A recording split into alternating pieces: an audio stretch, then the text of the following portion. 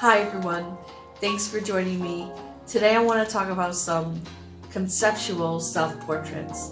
So self-portrait is a very important thing that a lot of artists do. It's an opportunity to look at yourself and use yourself as the subject in your piece. Now a lot of times artists will paint or draw themselves exactly as they see themselves, but in this case I am drawing a projected self-image, a self that maybe only I can see, that's the way I see myself.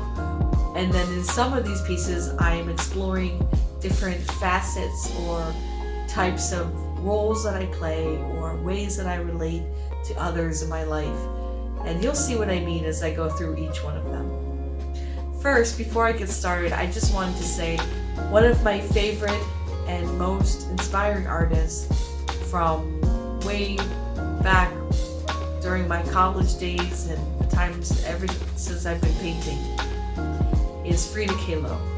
Frida Kahlo is one of my ultimate all-time favorite surrealist artists. She's a woman, which is a big deal, of course, because back when she was painting, that was not a very common or popular thing for women to be professional painters or artists. So she was doing some groundbreaking stuff with her work, and she focused a lot of her paintings on self-portraits.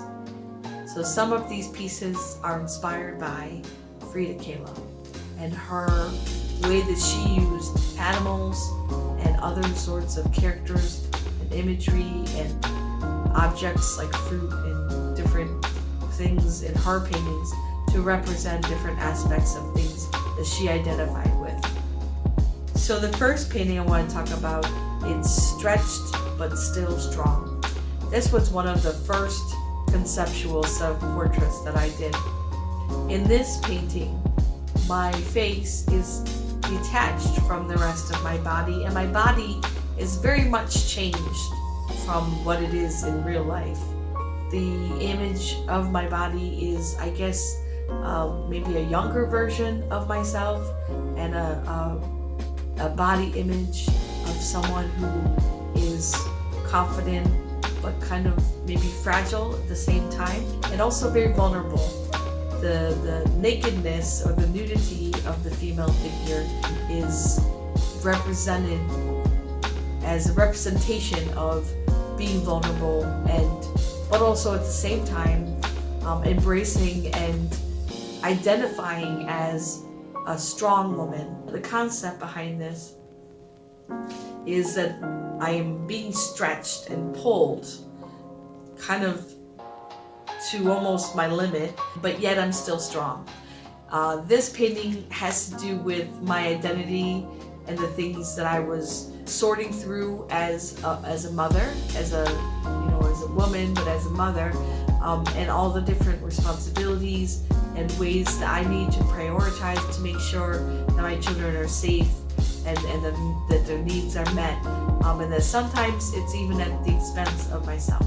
I know those of you who are mothers can understand where I might have been coming from with that. Now in this painting, there are 3 little hummingbirds. I have 3 children, so the number 3 comes up a lot in my paintings. So the hummingbird is actually a bird or a totem animal that symbolizes adaptability. The hummingbird can suspend itself in midair and change directions and respond quickly and adapt to changing directions, changing its focus. And so in this piece I can really identify with the hummingbird and taking on some of those characteristics in this stage of life that I'm in. The second piece I want to talk about is called Just Beyond Reach. So in this painting, the arms are twisted in the front of the figure. The main character is, again, a conceptual self-portrait of myself in this really elegant, beautiful dress. And my arms are twisted and tied into a knot. You want to do something, but you can't. And so in this painting, it has to do with motherhood again, and and my responsibility bringing a new life into the world.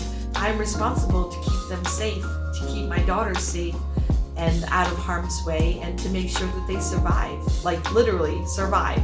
That's a big responsibility for me as a human being, to be responsible for another person's life, and not just one but three. In the painting, my arms are reaching for my daughters, who are kind of running in circles around me, but I just can't quite get to them. So they're just beyond my reach, meaning that I would like to protect them all the time, but I can't.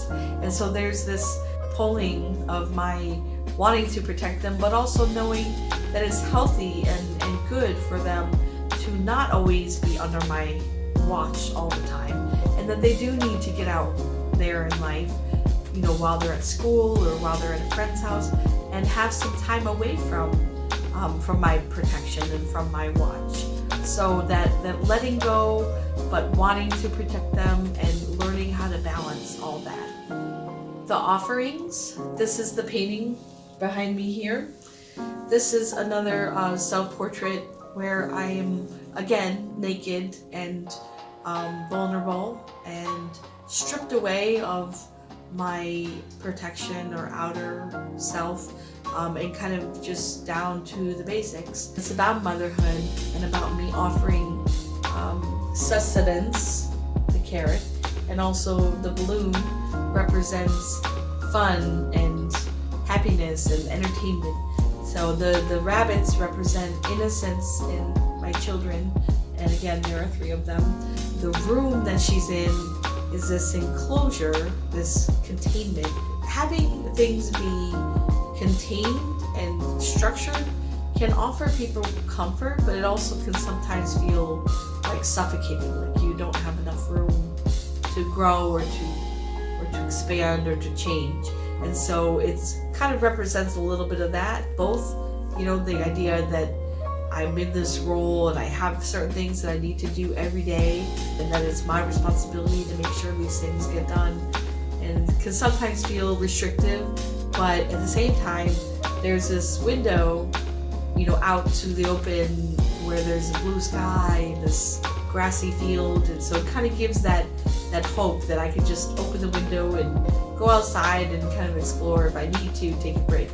So there's that balance and that delicateness of both the inside and the outside, and finding a way to have it all balanced. The last piece is called Undelivered Promises. So in this one, it's about myself being maybe disappointed or not having my expectations met. It's about my childhood and some of the things that I grew up with, but it's also about growing and changing so that I can adapt and be a better person and role model for my children and my family, our expectations not being fulfilled, how we can not allow that to define us or to make us feel like somehow less deserving or that we're not worth it. When we look for happiness outside of ourselves, we often come up short. But when we look inward and find our wholeness and our happiness from inside of us, is a lot more fulfilling. So in this painting, my self-portrait, I'm opening up my chest, revealing this whole other world that's going on underneath, where the girl is opening up a box, but the box is empty.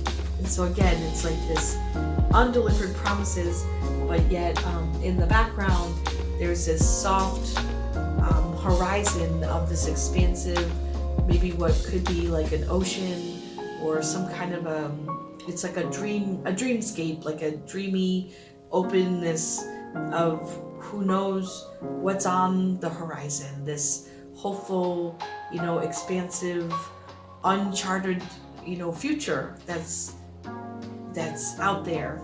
And so even though we think that we might know what we want, and if we don't get what we want and we feel disappointed, there's also just this whole other side of things that we have no idea.